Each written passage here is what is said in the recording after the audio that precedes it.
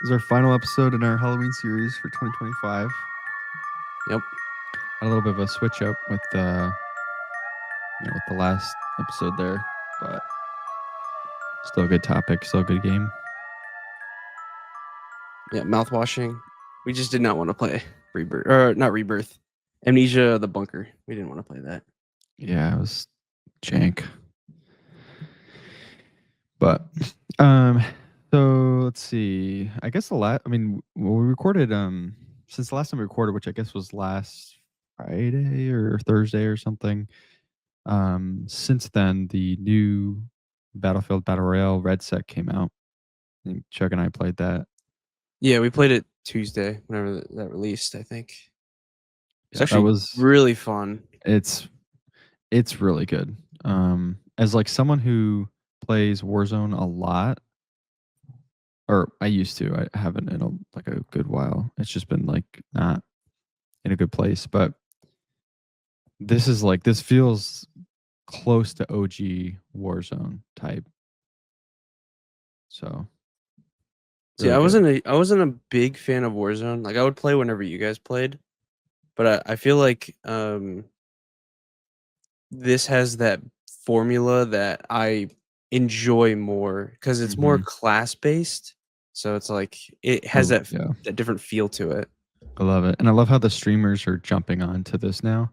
So we have more options. So either Mhm.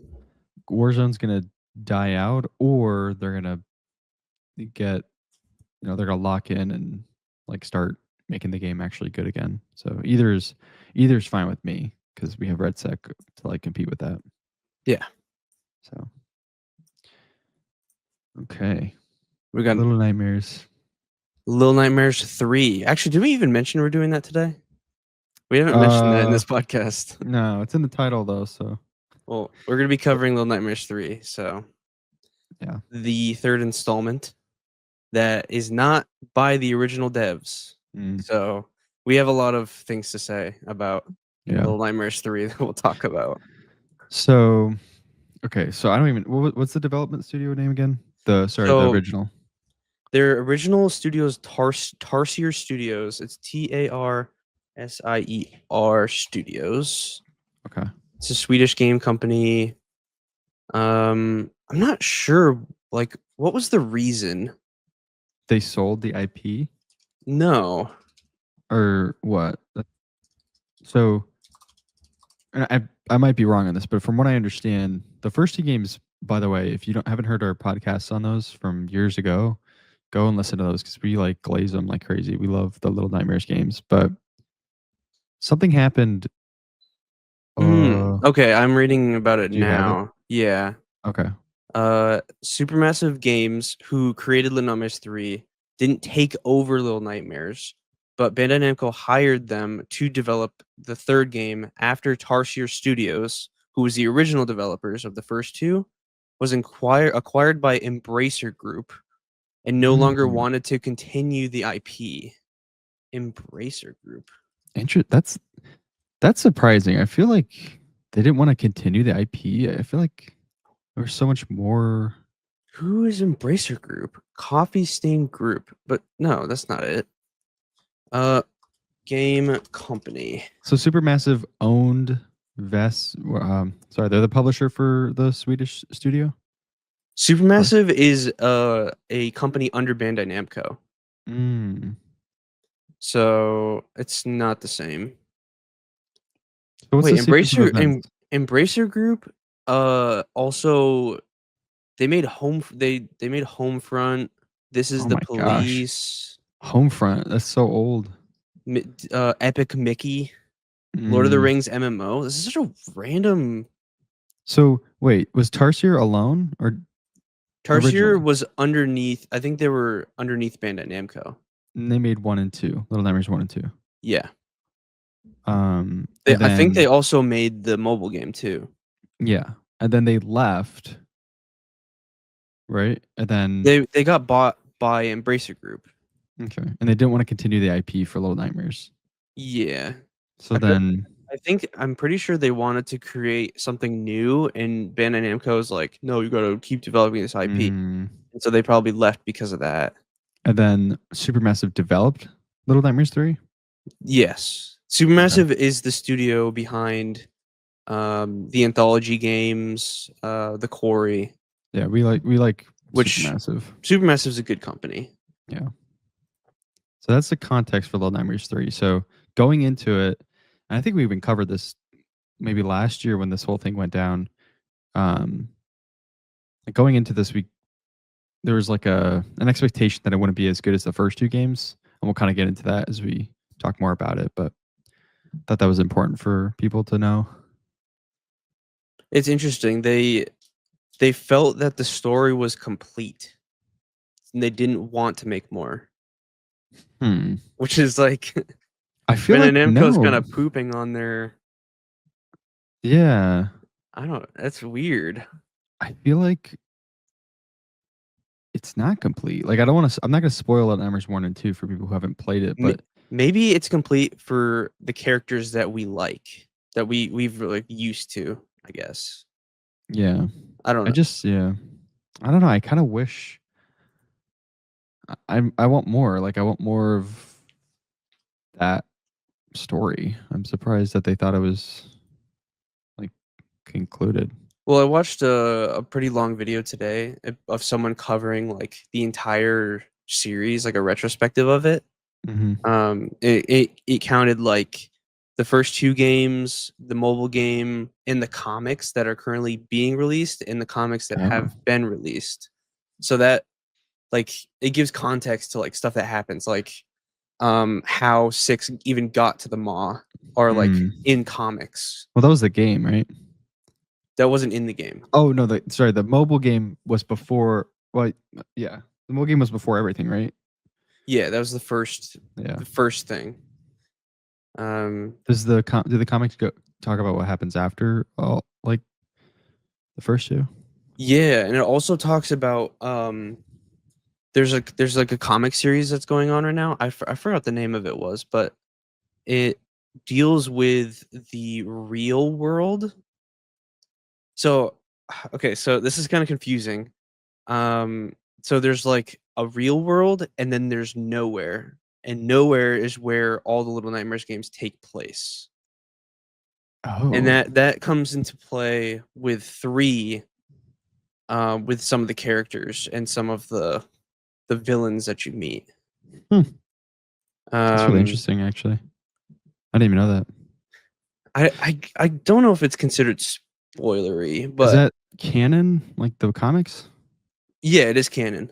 And who's making the comics? Is it still It's Arc? Bandai Namco, and Uh, in conjunction with like comic a comic company, and I think Supermassive's helping with the story.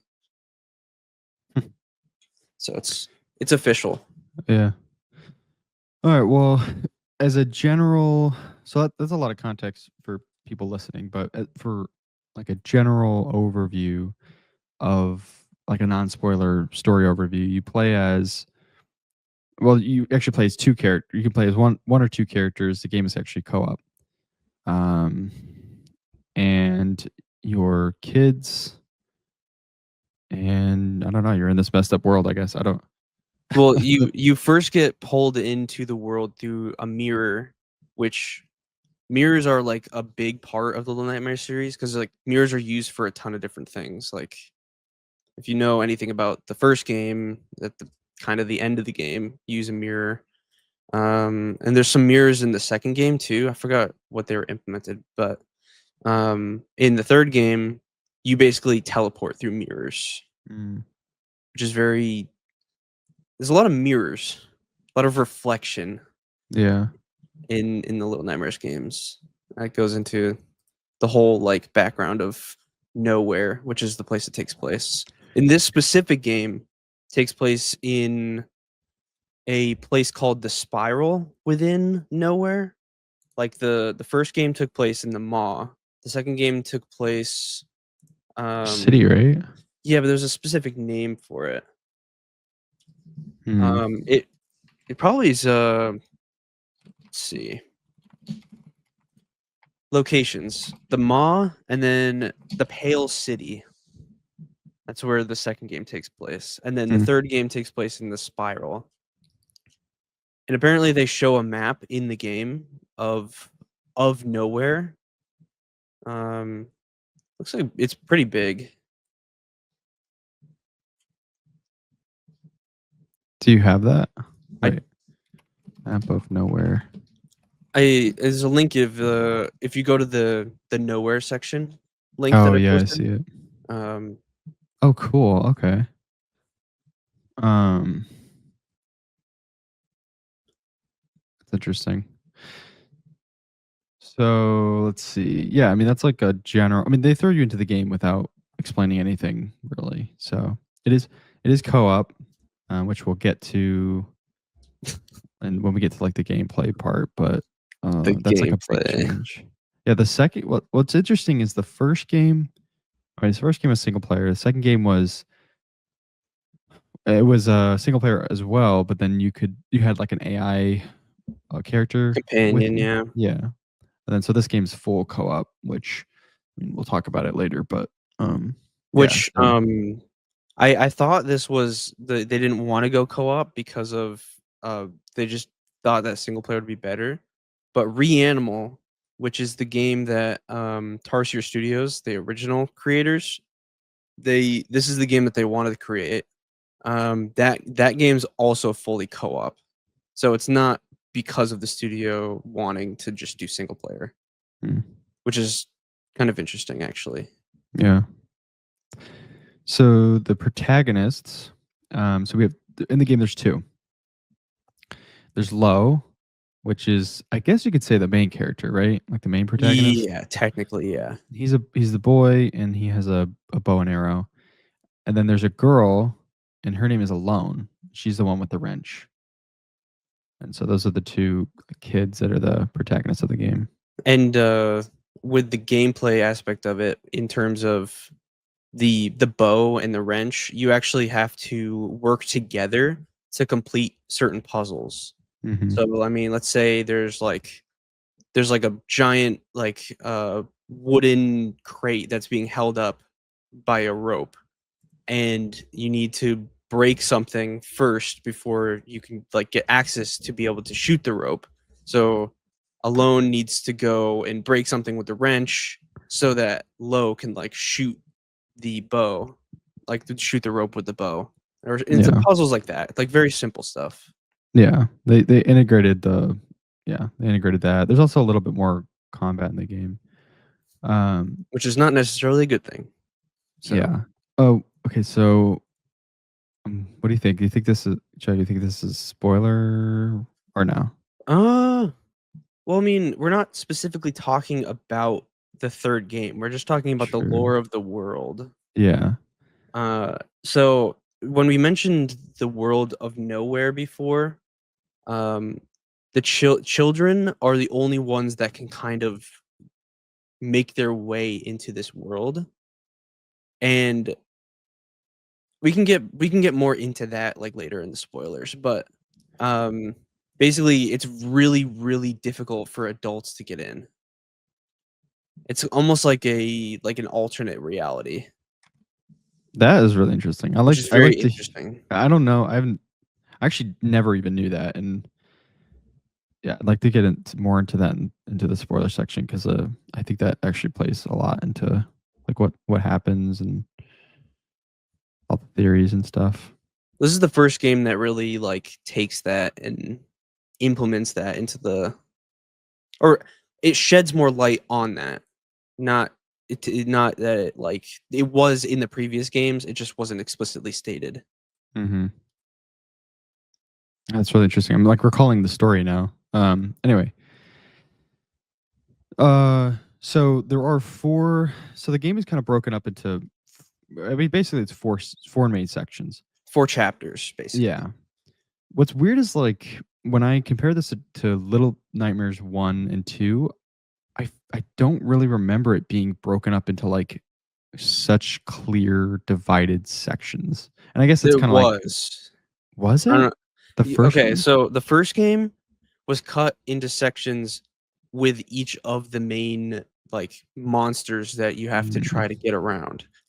So this is kind of spoilers from the first game, but like the first monster that you have to try to fight and get away from is Long the arm long guy? arm guy. Mhm.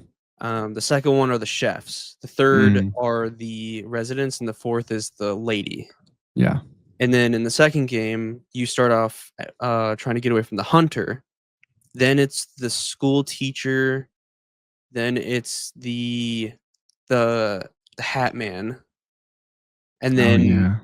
it's the whole stuff with 6 at the end with the radio station. Oh, dude, the Hat Man was creepy. But yeah, this one is kind of split up the same way in the 4 different sections. I feel it. The sections are all different. They're all Yeah. different from each other. I think that's why it felt a little different, more it felt different than the first 2 games because each main villain/area slash area was, like, so different, like, the environment was completely different. Mhm. Um, I I don't wanna mean, do you wanna mention the the first area sections. maybe? Well, Yeah. because there was a demo for the game that came out, and I'm pretty sure it included the first section of the game, Mhm. and, people had, like, mixed feelings about it just because of the first section wasn't that great. The first Have section is honestly my least favorite section. Yeah, agreed, it's really boring. It's like a deserty city. Yeah, called the Necropolis, but it's basically the whole place is destroyed, and Right. Yeah, so it's not like it's not the greatest, area, but some of the other areas are pretty cool, pretty, fairly spooky. Um, so, okay, you wanna get into gameplay stuff? yeah, we can talk about the specifics of each section when we get to the spoilers. Yeah. Okay, what was your thoughts on the gameplay? Okay, so uh we both experienced the game a little bit differently from each other. Cause Mhm. I so basically when you start the game, you can play in co-op or you can play single player. So I played this on my Steam Deck and I played with an AI, and then I chose alone, who's the one with the wrench. And like once you choose one character, you're stuck with that character for the whole game. So when I played through it, um, the AI kind of like if it needed to do something, it just did it. Like I didn't have to like tell it to do whatever. But I know you played with Elena, and basically um you had to work together to get Mhm. everything completed. Yeah. So it was we had kind of a different experience in that way. Yeah, there was, like, on both parts, there was human error, so that really changed the dynamic for the game. Um 'Cause, like, I remember the second game, and I didn't really have many issues with the second game, like, the companion gameplay, which I assume is the same for the third game, but because it was co-op, you get, like, for us, it was, you get weird inputs, like, inputs wouldn't work, jump wouldn't work, you get some rubber banding, even though we're in the same house. Although Um, that was the same for me too. we had rubber I banding. would not rubber banding, but like I would jump for like a grate to try to escape something, and my guy just wouldn't grab it. Or like kind of like with you, remember watching you. You were trying to like push on a door, and it was like you have to go like around the person, and Oh, so it was yeah. like I was having those same issues too on mine, even though it was Mhm. by myself. Yeah, so, like, for me, the gameplay was, like, very frustrating and very irritating because things had to be so specific. Um, Most of the formula is a lot like 1 and 2. You have, like, your small little puzzles, you pull a lever here, you push a box there, you jump up, you platform a little bit. The This one does integrate more combat, which I think Chuck and I both, like, didn't really like. Mm-mm. You have a bow and a wrench, and, like, they toss in, like, a few combat areas, which were actually, like, there's one in particular that I, like, it was just very, very frustrating.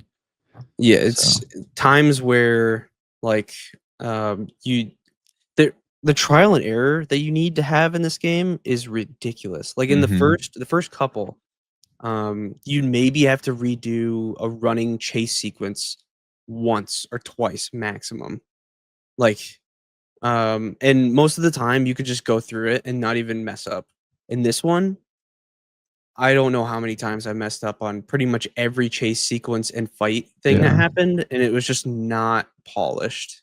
yeah. The the problem is with the first 2 well, the first 2 games did it well because you can't yeah, it's like you said, you can do a chase sequence or like well, really a chase sequence or a stealth sequence and do it once or maybe twice if you end up, like, messing up and dying. But with this game, we especially with us or me and Elena when we were doing the co-op, there were times where we replayed sections, like, 5 to 10 times, and we kept doing it, and the problem is it required us to die multiple times to even figure out what was going on, and that I feel like that should not be the case. You Mhm. shouldn't have to die to understand what's going on. It's different from making a mistake, and, like, that's different than how the game is actually designed, which is, like, you need to, like, retry it multiple times to get it right. Yeah, the main one that I'm thinking of, I'm not gonna spoil, like, what it is, but, like, towards the very end of the game, like, the final sequence, basically, where the building's basically crumbling. I've died, like, 5 or 6 times Ugh, on from just the stuff falling, that was because so it's like, irritating. you need to figure out, like, "Oh, this is gonna fall at this time, so I'm gonna need to move over to this thing," and then you Yeah, go and move over to that, and then die, and you're like, "Oh, no, well, I actually have to move over here," and then it's just like it's yeah. just irritating. The tolerance too in the game for whatever reason is it's extremely small. Like, if you get touched even, like, barely by something, you'll die, or if you're not pushing on a door right, it won't budge, and it's like, "Oh, I gotta move an inch to the left, and then it'll work." So it's Yeah, like the leeway they give you for certain yeah. things is ridiculous. So I don't know what happened in the formula there. I think, personally, they played it too safe, and they don't know the formula. 'Cause Mhm, it's the new studio. They don't really know this is their first time making a game like this.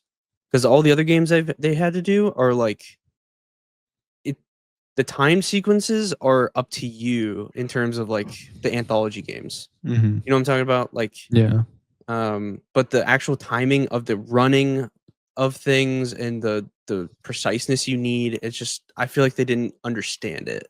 yeah. I mean, I could see that being hard, like, trying to get it just right or, like, jumping into a development of a game that, you have no experience in the genre of. Yeah, I could exactly. see that being really difficult. So, the gameplay, I feel like, yeah, they played it safe. Most of it was, like, okay. It's, like, Little Nightmares-esque.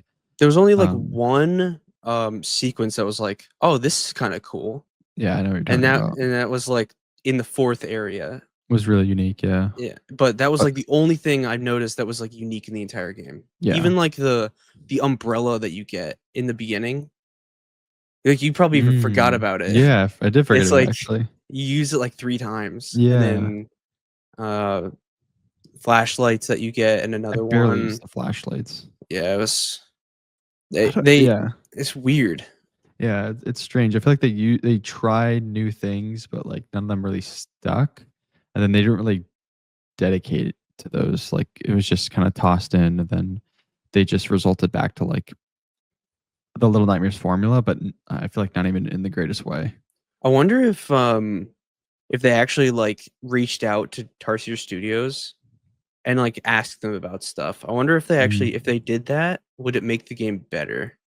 Yeah, they must have had some sort of collaboration or, like, Well, in I terms don't of know. maybe the story, sure. Yeah. Like, maybe they wanted to keep it, like, the lore and everything the same. Maybe they reached out. Mhm. Maybe they had one person come over and give them, like, a rundown or whatever, but Yeah. The only other thing I'd say for gameplay is and this is another gripe, is, like, there were way too many um, going through little tunnels sequences. Like Mm, I feel I feel like every time you moved from one room to the next room, the default was to put a vent there so you can crawl through it. actually, I didn't really notice that. I don't know. It just felt Yes. like so many because like I noticed that we had to open the doors a bunch, and then any kind of like map blending was done through a vent. Or like you both have to be at that spot to go through. Yeah, are you talking about like Also, the yeah. like the doors that you have to Mhm. push. I know it's like, I mean, in the lore or whatever, it makes sense because like they're kids, they're super Yeah, small, and then they need to help each other to get through. But after a little bit, it just gets kind of irritating. yeah.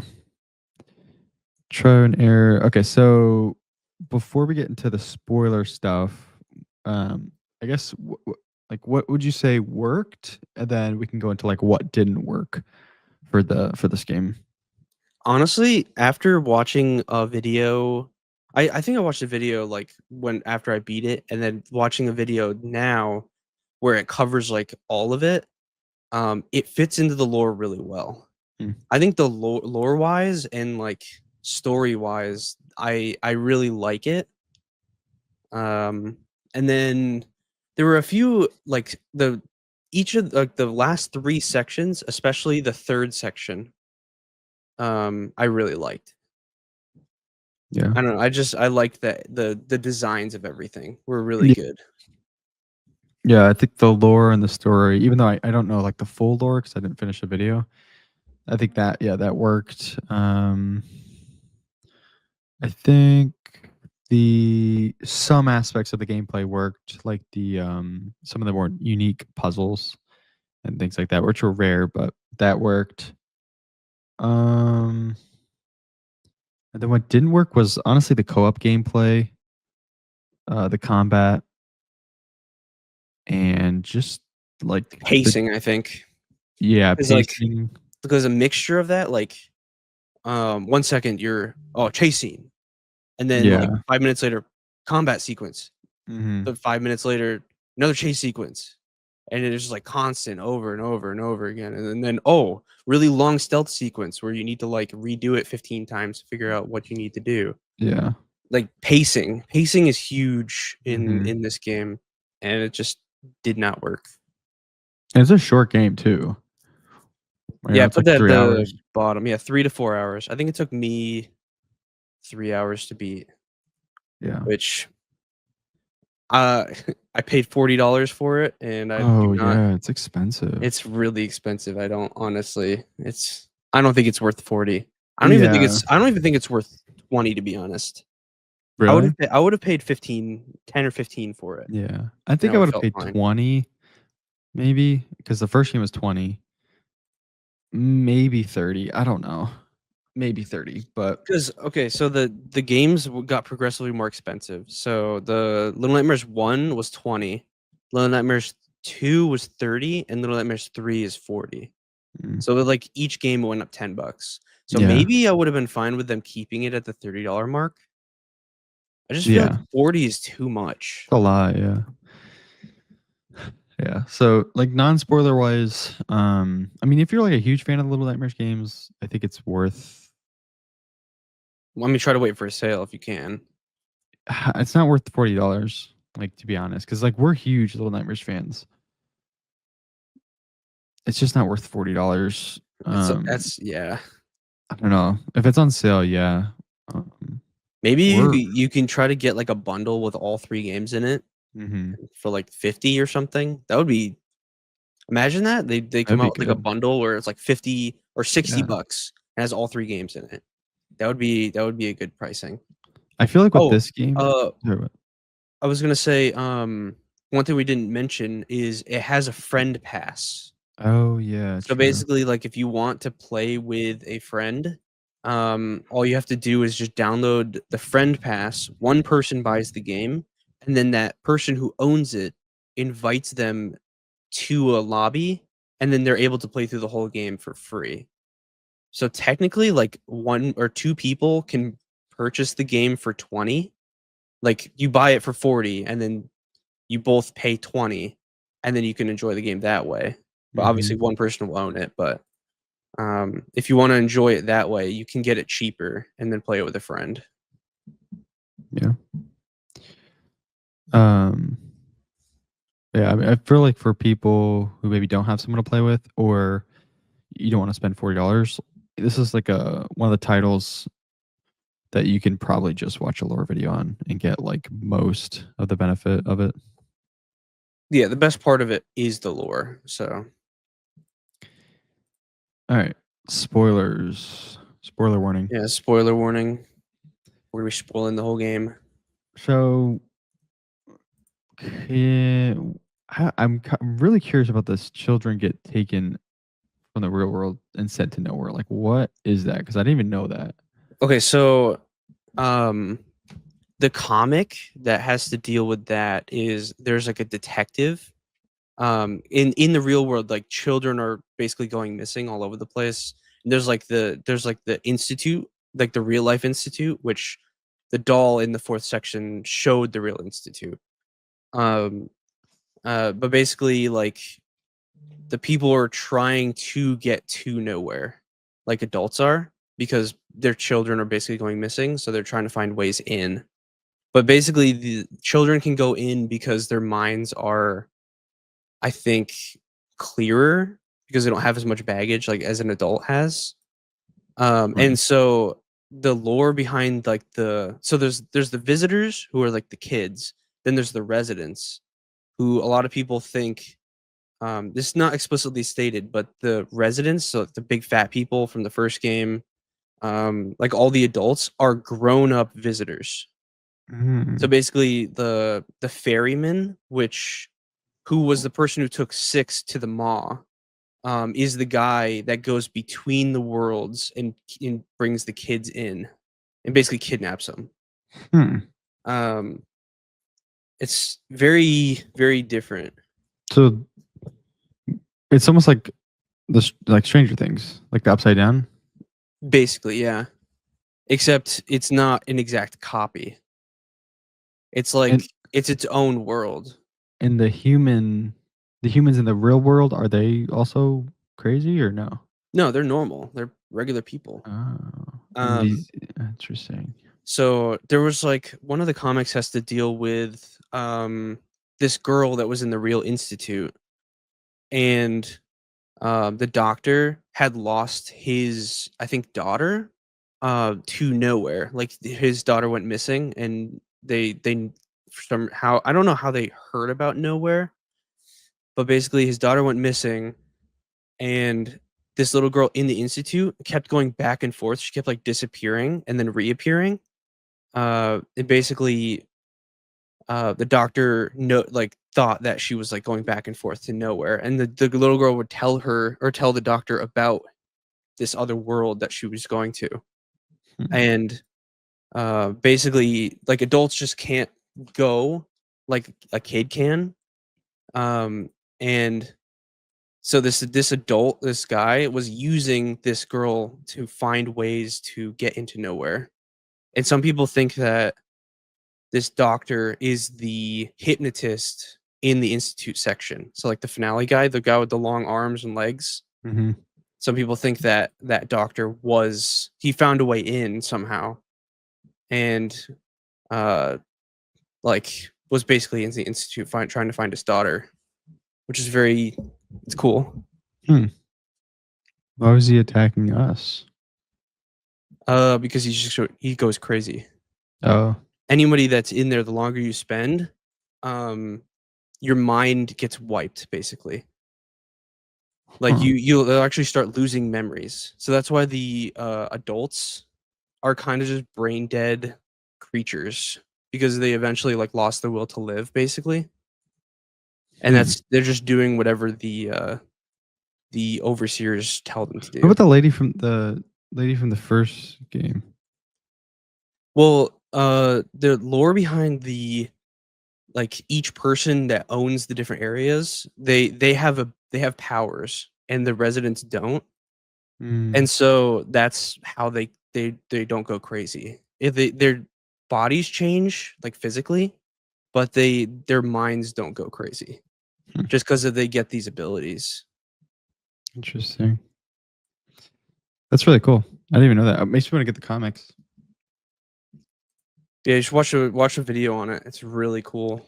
So I don't really know much about the story and plot. Like from my understanding, he I don't even know. I'm Okay, like I have so like it's fragmented. the game starts out with them flying through a mirror into the spiral, which is the location within nowhere.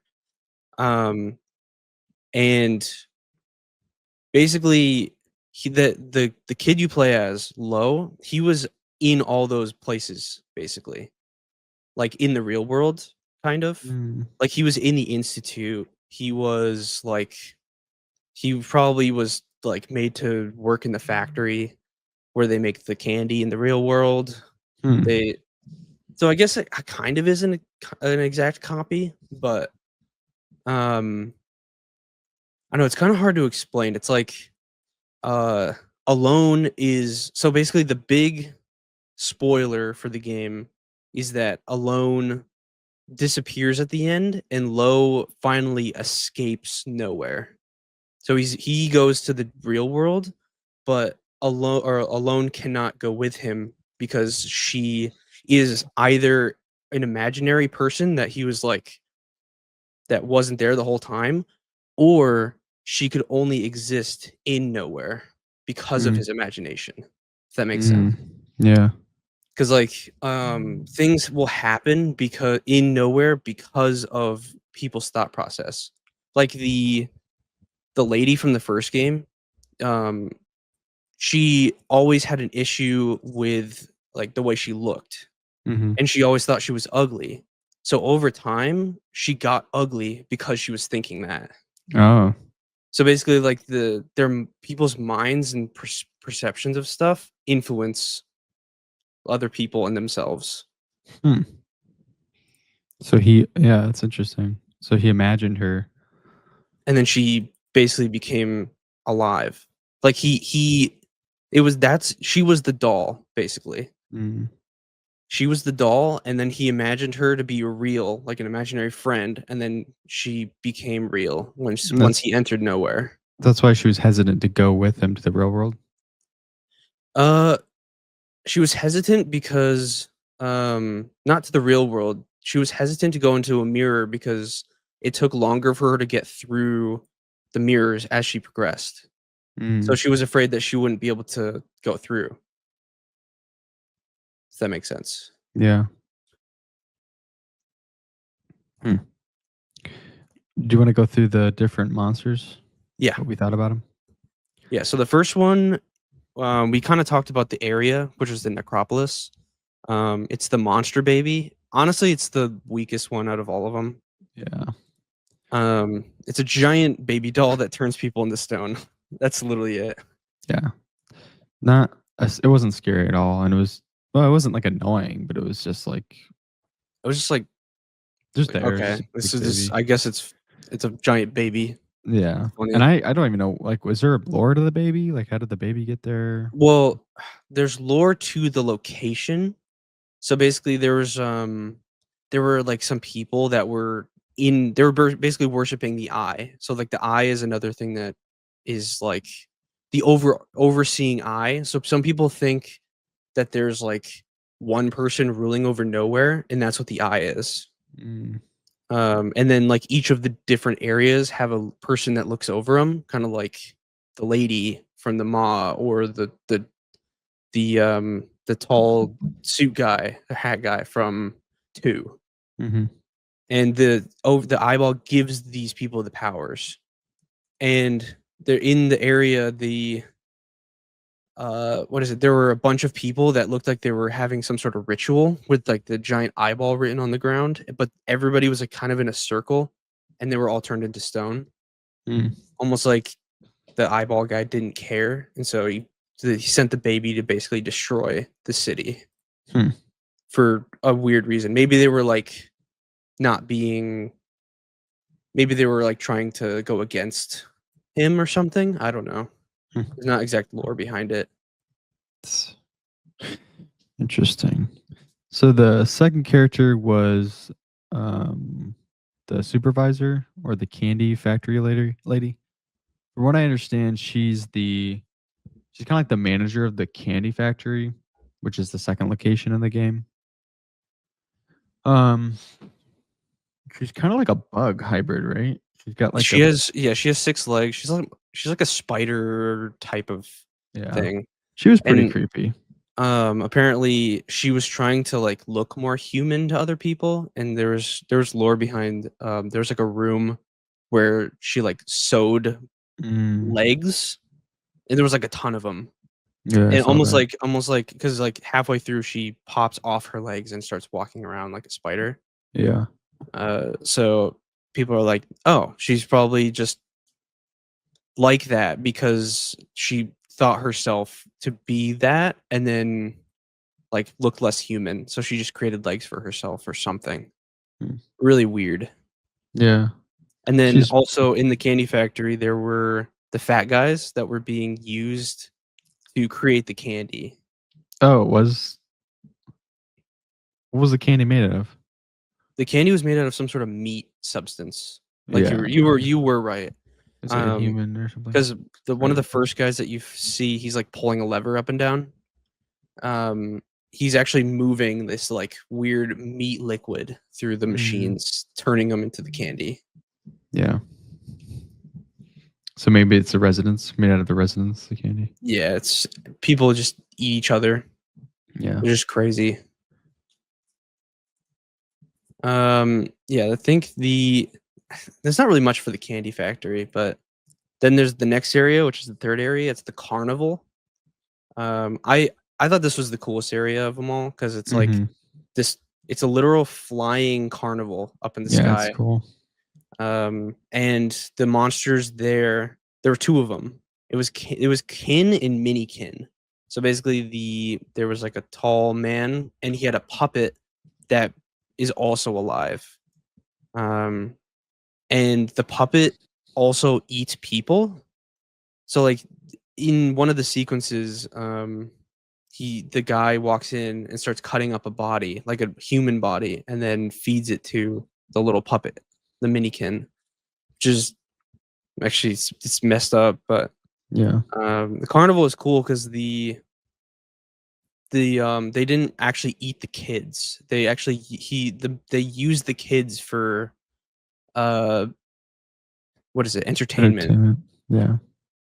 Which is a little different than the rest of the areas, because the rest of the areas that if you got grabbed, you're basically eaten or killed.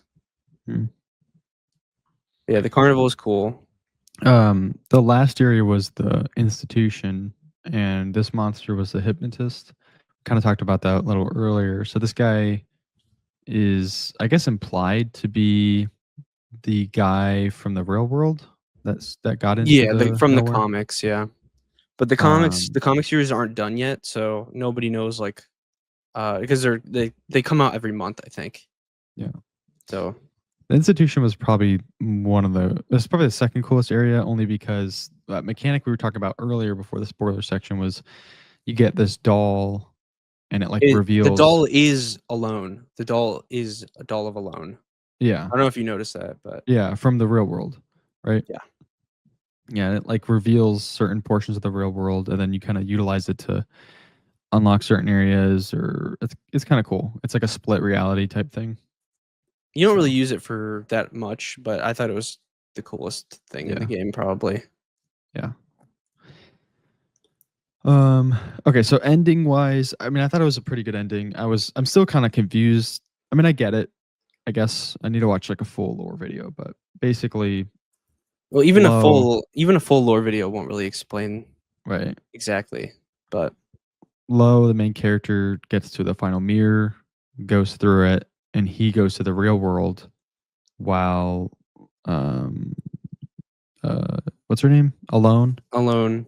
She goes in the mirror with him, but then she gets kicked back out, and she ends up just disappearing because she's imaginary, I guess. Yeah, there was a couple theories, but the main one is that she was basically created from his imagination in nowhere, and disappeared when Lo left.